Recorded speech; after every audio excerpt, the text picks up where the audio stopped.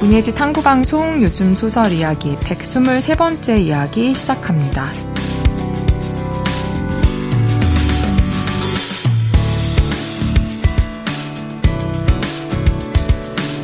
안녕하세요. 저는 해방촌에서 문학서점 고요서사 운영하고 있는 차경희입니다.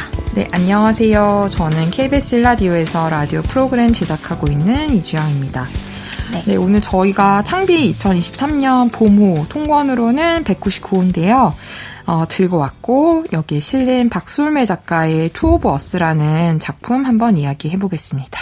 네, 이번 창비 봄호라 그런지 아까 주영님께서 화려한 산뜻한 형광 연두색 커버가 눈에 띄는. 네, 창빈스럽지 않다고 생각했어요. 약간 문동에서 주로 쓰는 색깔? 쨍한, 네네네. 뭔가 표지 자체는 산뜻하게 들어왔는데 특집이 위기의 한국 무엇을 해야 하나 라는 또 굉장히 무거운 주제이죠. 그래서 이제 서두에 들어가는 말이 새 정부에 대한 이야기로 시작을 해서 언론의 자유까지 거쳐 이제 최근에 있었던 이태원 참사라든지 이런 이야기들을 이제 얘기를 하면서 이번에 실린 작품들에 대한 이야기를 소개를 하고 있는데, 그리고 그 뒤에 실린 글도 특집으로 이제 백낙청의 2023년의 할 일들, 그리고 소제목으로 살던 대로 살지 맙시다 이렇게 쓰여 있는데 사실 씁쓸한 게 이제는 창비의 호령이 너무 먼 이야기처럼 느껴지는 부분이 없지 않아 있기 때문에 좀 씁쓸한 마음이 들더라고요. 이 살던 대로 살지 맙시다가 어디를 향해야 될지를 사실 좀 생각해보게 만드는 그런 제목이지 않았나? 물론 맞는 말이긴 하지만 그런 생각을 해봤고요. 그리고 이제 좀 주목할 만한 것들만 소개를 짧게 해드리자면, 현장 코너에서는 청소년 주거권 운동으로의 초대라는 글이 좀 눈에 띄었고요. 요즘에 이제 청소년들도 자립 관련해서 뭐 보호시설이나 이런 거를 벗어났을 때에 대한 이야기들이 있는데 시기에 맞게 읽어보셔도 좋겠다라는 생각이 들었고요. 그리고 시 같은 경우에는 강욱은, 강지희, 김경후, 김소연, 김승일, 김원, 나희덕, 남현지, 박철, 서유인, 이문길, 최정, 피재현 시인의 신작시가 실려 있습니다. 굉장히 많다라는 생각이 좀 들었어요. 원래 이렇게 많았는지 새삼스러운데 굉장히 많은 시인의 작품이 실려 있다라는 생각을 했고요. 그리고 소설 같은 경우에는 박솔매, 백수린, 윤고은, 전성태, 정성숙 작가의 신작 소설이 실려 있습니다. 그리고 문학 초점에서는 김소영, 안희연, 양재훈이 이 계절에 주목할 신간들을 소개했는데 저는 사실 이 중에 읽은 게 없더라고요. 그래도 저는 그거 읽었어요. 네네. 장희연 혹시 작가 얘기하신 건가요?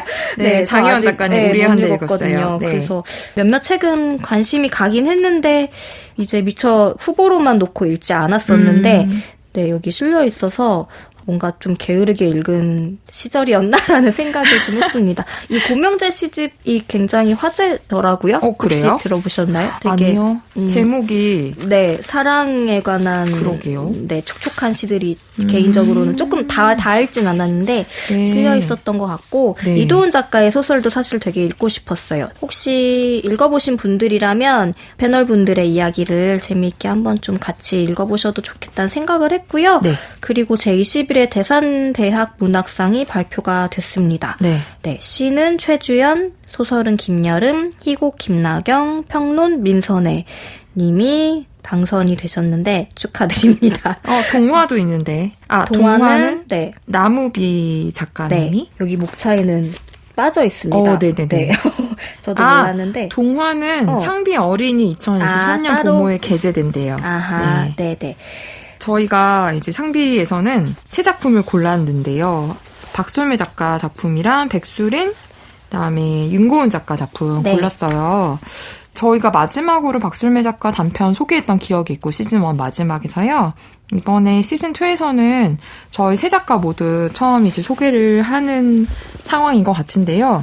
박솔매 작가 투 오브 어스는 일단은 제목이 투 오브 어스인데 영어로 따로 변기가 되어 있지는 않나요. 그래서 저는 또 혼자 제목을 심오하게 여스가 네. US인지 네.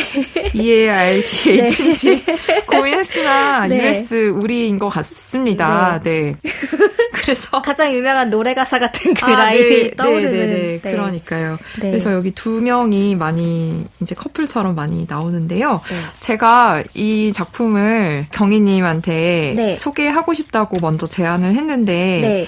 제안을 할 때는 좀 자신이 있었어요. 네. 그 좋더라고요, 이거 하니까. 그래서 네.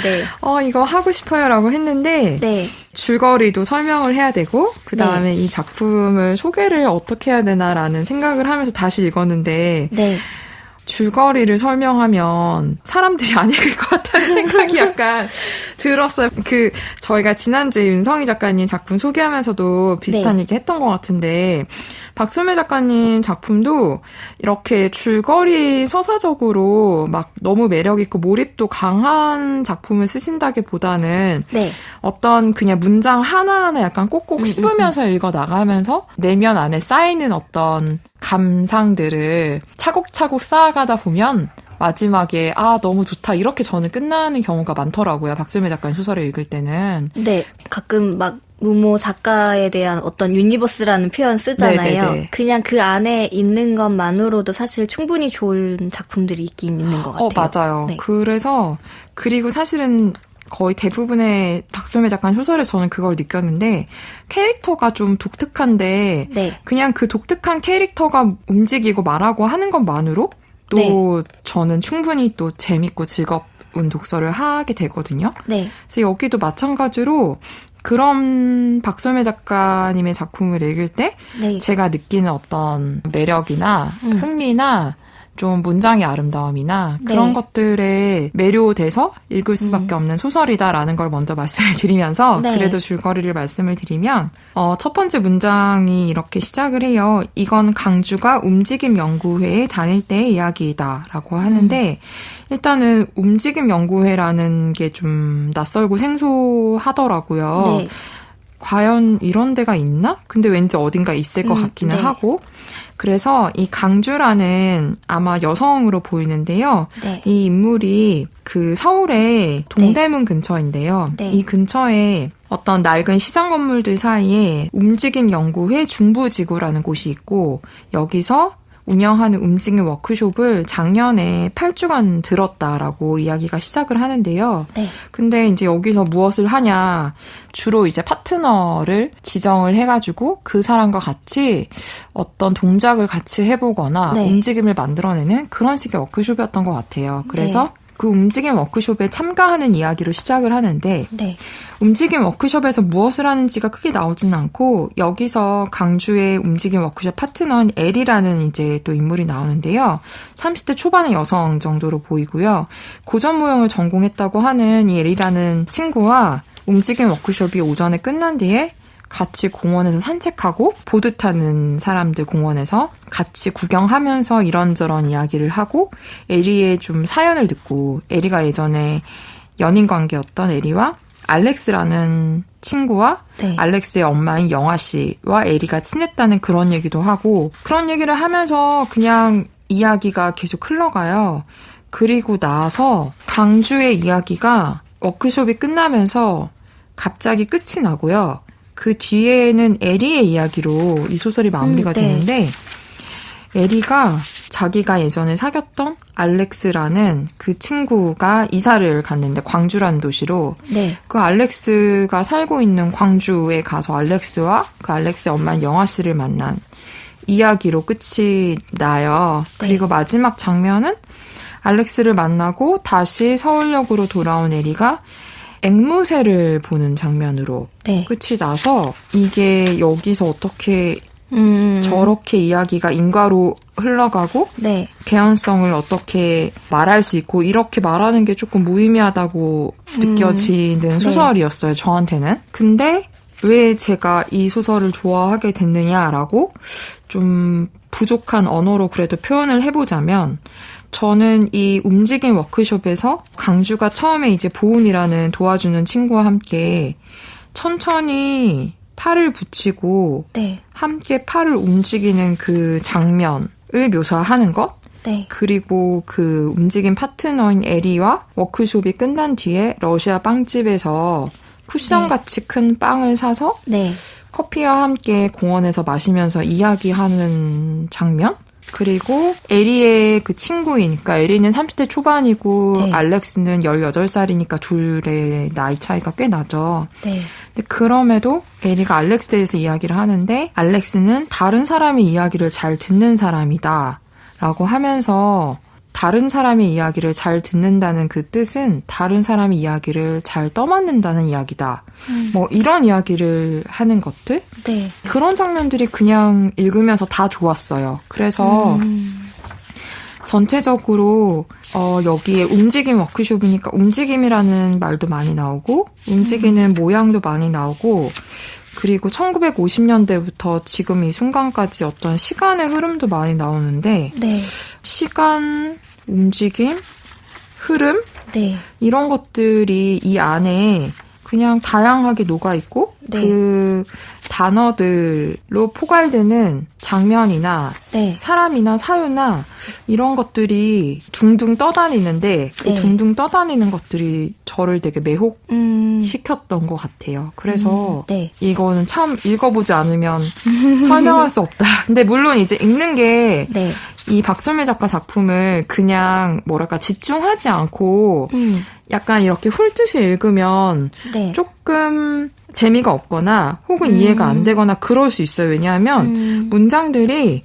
딱 주술 구조로 끝나지 않는 경우도 있고 이거는 대화인가 싶다가도 그냥 서술문이기도 하고 그냥 이거는 사유인가 싶다가 무슨 묘사이기도 하고 되게 다양하게 구성돼 있어요. 그래서 조금 집중을 해서 문장을 읽어 나가야 하는데 근데 그 집중을 해서 문장을 읽어 나가면 다른 어떤 평이하게 쓰인 문장보다 훨씬 더 감각적인 좀 재미를 느낄 수 있긴 한 것 같아요.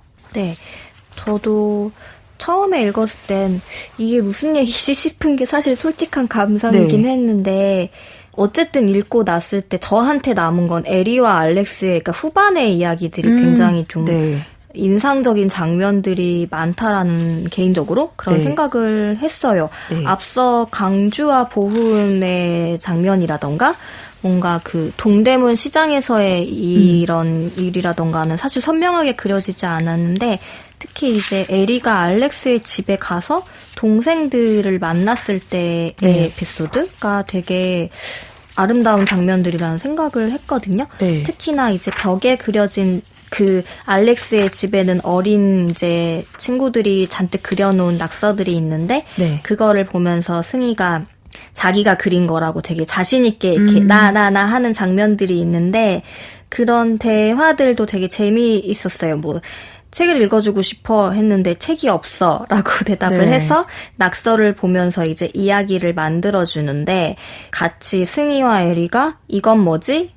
하고 이제 벽에 귀를 대고 있을 때 나라고 승희가 대답한다든가 벽이야 라고 해도 벽, 나 이런 식으로 좀 약간 알듯 모를 듯한 대답들을 선문답 같은 거죠. 어떻게 보면 주고받는데 그런 장면들도 인상적이었고 그리고 이때 에리는 알렉스가 자신을 사랑하지 않고 사랑한 적이 없고 그보다는 안타까워하고 있음을 알아차렸다라는 그 순간이 여기에서 이제 등장을 하는데 사실은 그 잘 들어주는 사람이라는 존재가 앞서 이제 강주의 이야기에서 나오지만 고통일지 축복일지에 대한 질문도 나오잖아요. 알렉스는 18이지만 에리가 봤던 사람들 중에 가장 어른스럽다라는 이야기가 있는데 어떻게 보면 그 어린다고 할 수 있는 사람이 앞으로 살아가면서 에리 같은 존재들을 또 얼마나 많이 껴안아 줄까라는 생각도 좀 들면서 또 지금은 다른 사람과 또 이제 만나고 있다라는 얘기를 또 태연하게 하잖아요. 에리에게. 그런 장면, 그냥 저도 어떤 순간순간들이 되게 좋다라고 느껴지게 다가왔던 것 같아요. 이 마지막에 하늘색 앵무새라는 눈이 내리고 있는데 하늘색 앵무새가 보였다라는 장면 같은 것도 무슨 뜻을 갖고 있는지 어떤 의미인지는 사실 잘 알 수 없지만 아름답잖아요, 사실. 되게 그쵸? 아름다워요. 그리고 칼라에 털이 달린 블루종을 입은 남자가 2월의 밤에 눈은 가루처럼 흩날리고 하늘색 앵무새를 올린 채로 혹은 남자의 어깨에 앵무새가 올라간 채로 이런 장면들. 그리고 네. 움직임 연구에 저도 되게 흥미롭게 생각했는데 혹시 하마구치 류스케 감독의 해피아워 보셨어요? 아니요. 영화? 저도 근데 중반까지만 보고 안 봤거든요. 네. 근데 이게 초반에 그 여성 4인 친구들이 움직임 워크숍에 참여를 해요. 네. 근데 아마 거기서 기한한 건 아닐 것 같아요. 네, 왜냐면 네. 그랬으면 밝히셨을 것 같은데 네. 움직임 워크숍은 그리고 국내에도 하는 이 움직임 연구회까지는 모르겠는데 네. 저 아는 퍼포먼스 하는 분도 하시거든요. 근데 이제 저는 제가 참여하진 않고 기획해서 어디 다른 네. 행사에 이렇게 연결해 드린 적은 있는데 일로 네. 참여한 분들이 굉장히 해방감을 많이 느끼지만 사실 처음에 굉장히 어색해하고 참여율이 되게 저조하긴 하거든요. 근데 그냥 저는 소개 정도랑 이제 사진 정도, 동영상 정도 봤는데 네. 저도 참여하면 고장날 것 같은 거예요. 네. 근데 확실히 평소에 내가 하던 행위들도 이걸 내가 지금 움직이고 있구나라고 인식하고 움직였을 때의 느낌이 되게 다를 것 같다라는 상상이 들더라고요. 네. 그래서 사실 여기서도 왜 평소에 하던 움직임을 보여주라고 이제 처음에 얘기를 하는데 뭐 걷거나 움직이는 어떤 행위들이 사실은 뭐 팔을 그냥 맞대고 네. 움직이는 것도 이게 인식하게 되는 거잖아요. 맞아요. 그래서 뭐 노동이나 일상으로서의 움직임이 아니라 움직임을 또 어떤 팔을 맞댄다든지 등을 맞댄다든지 타인의 그걸 느끼면서 내가 움직이고 있고 타인의 움직임을 느낀다는 것도 좀 되게 특이한 경험일 것 같아요. 근데 이런 움직임 워크숍은 어쨌든 해표하는 일본 영화니까 뭐 네. 일본에서 많이 하는 행태 하나일 수도 있고 저도 국내에 하는 퍼포먼스 하는 퍼포머분들의 이야기를 들었을 때 되게 재미있겠다라는 생각은 했는데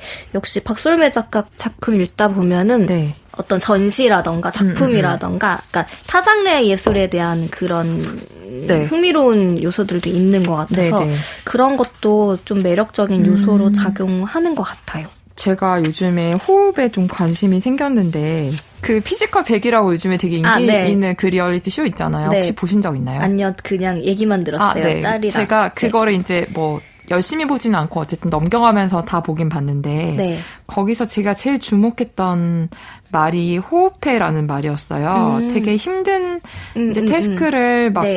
하고 있으면 그 팀원들이 막 응원을 하는데 네.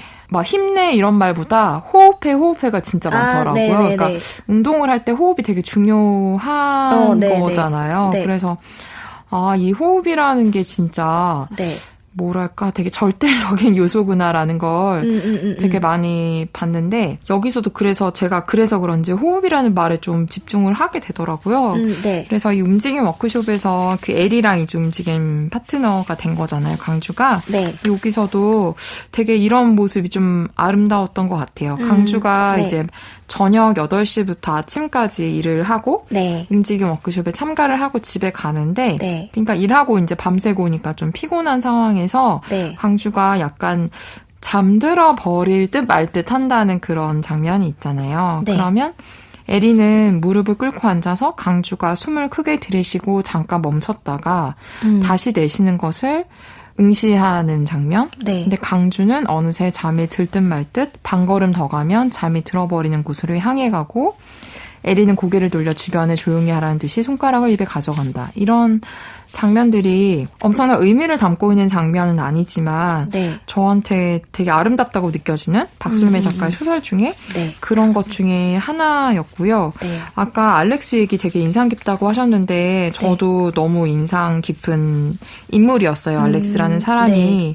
그래서 이제 중간에 에리가 이제 설명할 때 제가 아까도 말씀드렸듯이 알렉스는 되게 잘 듣는 사람이고 늘 듣고 있는 사람이고 다른 사람 이야기를 그래서 떠맡는 사람이다라는 이야기를 하잖아요. 그리고 나서 에리가 마지막에 이제 그 아름다운 앵무새를 보면서 알렉스가 잘 듣는 것에 대해서 다시 한번 좀 생각하는데요. 이렇게 설명을 해요. 만약에 에리가 알렉스한테 앵무새를 봤다는 이야기를 하면 알렉스는 그것을 침착하게 들을 것이고 네. 에리와 에리가 말하는 앵무새에 연루되어 네. 앵무새가 지나가는 눈 오는 길에 눈이 그치고 계절이 이제 바뀌어서 여름이 지나갈 때까지 이곳에 서서 앵무새를 이해하게 될 것이다. 네. 그것이 알렉스가 보여준 듣기였다라는 이야기를 하는데 되게 좀 와닿았던 것 같아요. 그 연루된다는 단어가 이렇게 쓰일 맞아요. 수도 있구나라는 그것도 저한테 조금 매력적으로 다가왔고 네.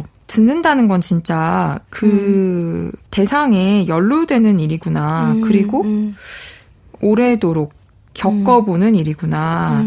그런 느낌이 좀 들더라고요. 그래서 왜 에리가 알렉스를 사랑했는지 그리고 그것이 강주에게도 왜 그렇게 강하게 다가왔는지 그리고 저 또한 알렉스라는 사람에게 좀 마음이 확 갈 수밖에 없었던 그런 듣기를 하는 사람 듣는다는 건 그런 것이어서 떠안는다고 말할 수 있는 거구나라는 그런 좀 생각을 좀 오래 하게 됐어요. 이 마지막에 자신에게 스스로에게 이해시키기 위해 자기 자신에게 연습하듯 말을 하기 시작했다 이렇게 하는 게 사실은 나의 이야기를 들어줘야 하는 건 사실은 자신이어야 된다라는 생각도 좀 들기도 했고 그리고 좋았던 문장 중에 그 서로 안아주는 그러니까 승희를 안고 자신은 알렉스에게 안기는 그 장면이 있는데 비슷한 시간이 있었다라는 걸 에리가 기억을 해내면서 그때 에리가 팔을 벌려 안았던 사람은 에리와 닮은 여자애였다. 여자애를 힘껏 안고 싶지만 남자애에게는 안기고 싶고 에리에게 그런 마음이 매번 새롭게 반복되고 에리는 그런 마음에 늘 응했고 그렇지만 이렇게 끝나는 대목이 있는데 이게 뭐 그냥 문장 그대로 읽으면 안고 싶은 건 여자애이지만 남자애에겐 안기고 싶어 이렇게 그냥 받아들일 수도 있겠지만 뭔가 연약한 것을 나도 껴안고 보호해주고 싶은 마음과 또 한편으로는 누군가에게 안겨서 나도 보호받고 싶은 마음이 동시에 새롭게 드는 그런 마음에도 가깝지 않을까라는 생각이 들었어요. 그리고 사실 너무 공감이 되는 면도 있었어요. 이게 뭐 남자 여자에 대한 의미가 더 여기서 문장에서 중요할 수도 있겠지만 그냥 어떤 대상을 안고 싶기도 하고 안기고 싶기도 한 그리고 누군가 내 얘기를 하염없이 들어줬으면 좋겠는 마음과 근데 그 들어준다라는 걸 내가 인식하고 있을 때 그 씁쓸함이 있잖아요. 그럴 때는 스스로에게 말해야 된다라는 걸 깨닫게 되는 순간들? 그런 마음들이 그래서 강주의 이야기보다 개인적으로는 정말 에리의 이야기에 뭔가 더 빠져들게 된 그런 부분들이 있었던 것 같아요. 앞에 소설의 전반부에 대해 좀 미안한 마음이 들 정도로 앞에 강주의 이야기는 전반부에 미안해. 약간 왜 그런지 모르겠는데 되게 선명하게 잘 그려지지가 않더라고요. 그래서 아마 지금 저의 상황들이 뒤에 이야기에 훨씬 더 어떤 꽂히게 만들어주는 그게 있어서이지 않을까. 저도 에리한테 마음이 가는데요. 전반부에 미안함으로. 근데 이런 장면도 있잖아요. 아까 조금 마음이 아프다고 했는데, 에리가 그 방에서 이제 승희랑 이야기하면서, 알렉스가 나를 사랑하지 않고 사랑한 적이 없다는 걸 알잖아요. 근데, 알렉스가 자기를 사랑하지 않고, 안타까워하고 있다는 걸 알잖아요. 근데, 그러면서 동시에 그게 내가 바라고 원하는 애정의 형태이기도 하다는 걸 깨닫는 게 그 마음이 뭔지 너무 알겠는 거예요. 근데 이것 또한 되게 씁쓸함을 남기고 되게 쓸쓸한데 근데 뭔지 알겠는 그 느낌이 에리의 이야기에서 좀 오래 많이 남는 부분이 많은 것 같아요. 맞아요. 자신의 연약함을 알아봐주는 사람을 절대적으로 원할 수도 있다라는 마음의 공감이 좀 되기도 하죠. 그리고 여기 보드 타는 거에 대한 이야기가 있는데 저는 사실 이거에 대해 그렇구나라고 동의를 못하긴 했는데 보드라는 운동, 놀이 이거를 못하는 사람도 못한다는 생각이 막 들지 않아서 좋고 그런 게 먼저 보이는 운동이 아니라서 좋아한다라고 이제 얘기를 하잖아요. 에리가 맞죠? 에리가 얘기하는 거죠. 그리고 물론 뛰어나게 잘하는 사람은 다르다. 완전히 다르다라고 이제 얘기를 하는데 저는 사실 보드를 못 타거든요. 친구 보드 한번 타보려고 했다가 아예 실패했는데 겁이 많아가지고 저도 못 타요. 저는 안 타봤지만 알아요. 제가 못 탈 거라는 거. 그래서 저도 이게 보드 타는 사람들 보면 못하는 건 아닌 것 같아. 확실히 나는 것 같던데 너무 못하는 쪽에 그런가? 그래서 박솔매 작가는 왜 보드라는 거에 대해 이렇게 생각했을까라는 생각이 궁금하긴 하더라고요. 저도요. 굉장한 운동신경과 균형 감각을 요하는 움직임이라고. 네. 그러니까 누군가는 그냥 발만 구르면 돼라고 생각할 수 있지만 저한테는 너무 어려웠던 게 제 발이 허공에 떠 발 하나로 보드를 지탱한다는 걸 너무 머리로 제가 생각하더라고요. 몸으로 움직이는 게 아니라. 안 될 일 같은데. 네, 그러니까 안 될 일이라는 생각 때문에 몸이 문제가 아니라 머리가 안 되는구나라는 생각을 해서 그런 사람들이 운동을 못하는 거겠죠? 그러니까 네. 너무 인식을 했던 것 같아요. 내가 네. 지금 보드를 타고 있다라는 그 순간에. 그래서 근데 저희가 이 다음 시간에 윤고은 작가님 작품 하겠지만 네네네. 저는 달리기는 그렇지 않을까? 윤고은 작가님 작품에 달리기가 나오는데 잘하는 사람과 못하는 사람. 별로 차이 맞아요. 안 저도 나죠? 그 생각했어요. 네. 저도 달리기면 난 이해할 수 있는데 보드는 잘 모르겠어라고 생각을 하긴 했습니다. 달리기는 기록으로 증명이 되니까 맞아요. 잘하고 못하고가 티는 날 수 있지만 보는 사람한테는 잘 몰라요. 저 사람이 지금 몇 시간을 뛰었는지 맞아요. 몇 분을 어떤 속도로 뛰고 있는지 전혀 모르잖아요. 네, 그냥 네. 잠깐 걷고 있는 걸 수도 있다라고 생각할 수도 네. 있고 그래서 저도 그렇게 생각했어요. 그래서 궁금했어요. 왜 어떤 면에서 보드를 그렇게 생각하셨을까라는 생각을 잠깐 했습니다. 네. 네, 저희 이렇게 창비 2023년 봄호에 실린 박솔매 단편 소설 투 오브 어스 이야기 한번 해보았습니다. 문예지 탐구방송은 요즘 소설 이야기, 다음 시간에는 창비 2023 봄호에 수록된 백수린 작가의 신작 소설을 소개할 예정입니다. 박솔매 소설 투 오브 어스의 일부를 주영님의 낭독으로 들으시면서 저희는 다음 시간에 인사드리겠습니다. 들어주셔서 고맙습니다.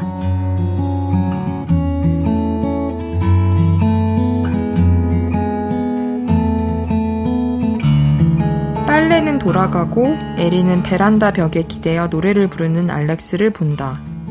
그 순간은 그가 모두의 보호자처럼 보이고 그에 응하듯 그는 팔을 벌린다. 에리는 알렉스에게 안기고 에리의 등을 승희가 안는다. 바닥에 앉아서 놀고 있던 우진이 세 사람을 보며 웃는다. 아주 오래전에 자신이 알렉스보다도 어렸을 때 이런 시간이 자신에게 찾아왔었다는 것을 에리는 기억해낸다. 그때 에리가 팔을 벌려 안았던 사람은 에리와 닮은 여자애였다. 여자애를 힘껏 안고 싶지만 남자애에게는 안기고 싶고 에리에게 그런 마음이 매번 새롭게 반복되고 에리는 그런 마음에 늘 응했고 그렇지만